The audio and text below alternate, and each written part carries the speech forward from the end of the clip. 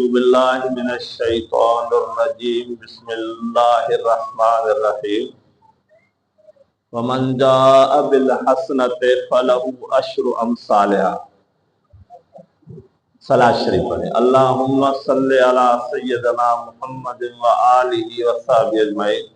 رب کائنات نے قرآن کریم میں اصول بیان فرمایا کہ جو شخص ایک نیکی کرے گا، ایک نیک عمل کرے گا تو اس کو کم از کم 10 گنا زیادہ ثواب اور اجر دیا، اور اگر گناہ کرے گا تو گناہ کرتے ہوئے جب فرشتہ لکھے گا تو اللہ اس کو منع کرتا ہے کہ مت لکھو، ہو سکتا ہے یہ توبہ کر لے، رجوع کر لے، اور جب توبہ کر لیتا ہے تو وہ گناہ لکھا ہی نہیں جاتا، اگر نہیں کرتا تو وہ ایک گناہ لکھا جاتا۔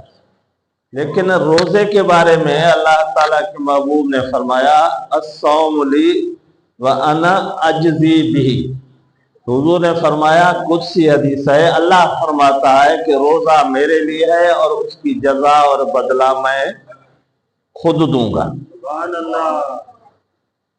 نماز کے لیے اللہ نے یہ نہیں کہا کہ نماز میرے لیے ہے، حالانکہ نماز بھی اللہ کے لیے ہے، حج زکوٰۃ کے لیے بھی نہیں ہے، لیکن روزے کے لیے حضور نے فرمایا کہ اللہ فرماتا ہے کہ روزہ میرے لیے ہے، اس کی جزا میں اپنی شان کے مطابق عطا کروں۔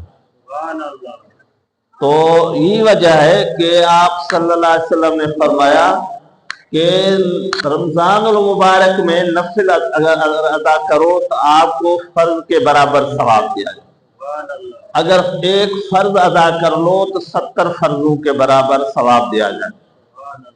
آپ صلی اللہ علیہ وسلم نے فرمایا کہ رمضان المبارک کا پہلا عشرہ آتا ہے تو اللہ تعالیٰ اپنی رحمتوں کی بارش برساتا ہے، رحمت کا ہے خزانہ کھلا، ماں گرے ماں کرم ان کا دیتا ہے صدا، ماں گرے ماں۔ تو آپ صلی اللہ علیہ وسلم نے فرمایا پہلے عشرے میں بخششی رحمت ہی رحمت ہوا کرتی ہے، درمیانی عشرے میں مغفرت ہی مغفرت ہوا کرتی ہے، اور آخری عشرے میں اللہ تعالیٰ جو لوگ بدعمالی کی وجہ سے جہنمی بن چکے ہوتے ہیں اللہ ان کو جہنم سے رہا کرتا ہے۔ ہر آن، ہر لحظہ، ہر ساتھ، لاکھوں کروڑوں اربوں خربوں میں اللہ تعالیٰ جہنم کو رمضان کی عظمت کی وجہ سے جہنم سے آزادی کا اعلان کرتا ہے۔ تو رمضان بڑی رحمت والا مہینہ ہے، بخشش والا ہے اور آزادی والا مہینہ ہے۔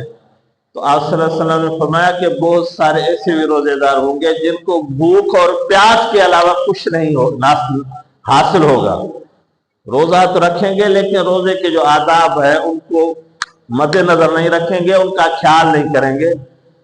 مثلا روزہ رکھیں گے، بدنگاہی سے نہیں بچیں گے، بد کلامی سے نہیں بچیں گے، اور کانوں سے غلط اور غیر شرعی کلام سننے سے اپنے کو نہیں بچائیں گے، اور ہاتھوں پاؤں کو غلط جگہ پہ لے جانے سے استعمال کرنے سے نہیں بچائیں گے، دل کو دنیا کی محبت اور دنیاوی وساوس اور گناہوں کے وساوس سے محفوظ نہیں کریں گے تو روزہ ادا ہو جائے گا لیکن ان کو کامل ثواب نہیں ملے گا۔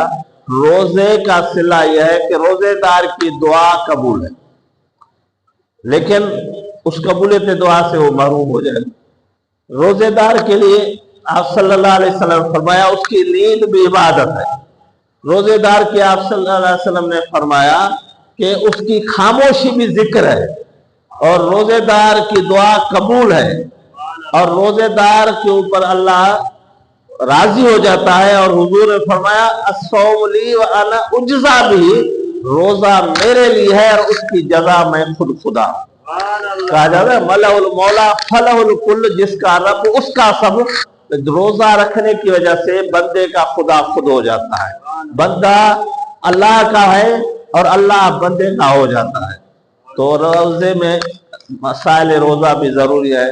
کچھ لوگ کہتے ہیں کہ بھائی شیو بنائیں یا نہیں بنائیں، بنا سکتے ہو، سرما پہنے یا نہیں پہنے، پہن سکتے ہو۔ اچھا اگر ضرورت ہو غسل کی وہ بھی کر سکتے ہو، تیل بھی لگا سکتے ہو، خوشبو بھی سونگھ سکتے ہو۔ ہاں ایک لوبان کی خوشبو ہوتی ہے، لکڑی ہوتی ہے، اس کو جلایا جاتا ہے، دھواں اٹھتا ہے، تو وہ دھوئیں والی خوشبو اگر آپ لوگے تو اس صورت میں روزہ ٹوٹ جائے گا۔ مزدور ہے، محنت مزدوری کرتا ہے، تو گرد و غبار ناک یا منہ کے ذریعے اگر پاؤں پیٹ تک یا دماغ تک پہنچ جائے تو روزے پر فرق نہیں پڑے گا۔ تو روزے دار تیل بھی لگا سکتا ہے، مسواک بھی کر سکتا ہے، ٹوتھ پیسٹ کے لیے احتیاط کرنا چاہیے، علماء نے مکروہ لکھا ہے۔ تو روزے کا افطاری کے ٹائم پہ احتیاط کرنا چاہیے۔ کچھ لوگ ٹائم ختم ہو جاتا ہے پھر بھی کھا پی لیتے ہیں، تو اس صورت میں ان کا روزہ نہیں ہوگا۔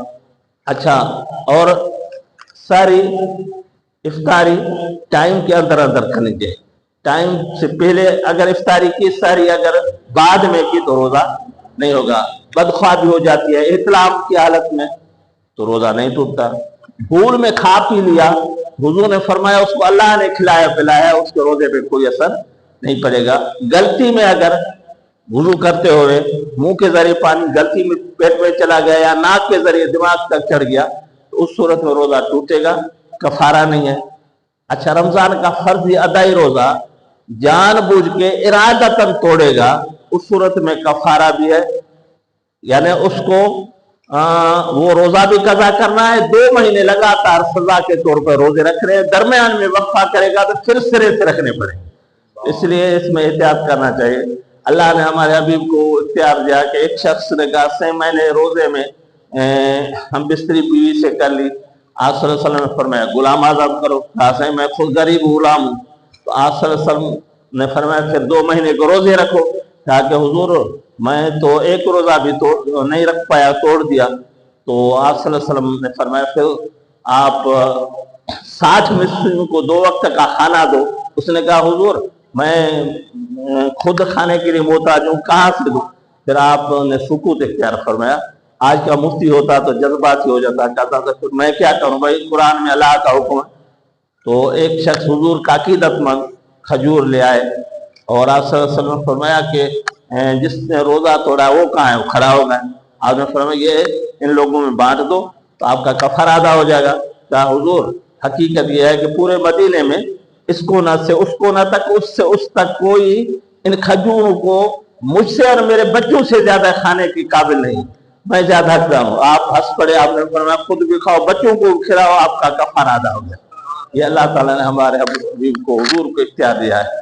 بہرحال کثرت سے تلاوت قرآن کریں، ذکر کریں، تسبیحات پڑھیں، درود السلام بھی کثرت سے پڑھیں، اور یہ ثواب کمانے کی سیزن کا مہینہ ہے، اور اللہ تعالیٰ آپ اور ہم سب کو روزے کے حقوق ادا کرنے کی توفیق عطا فرمائے۔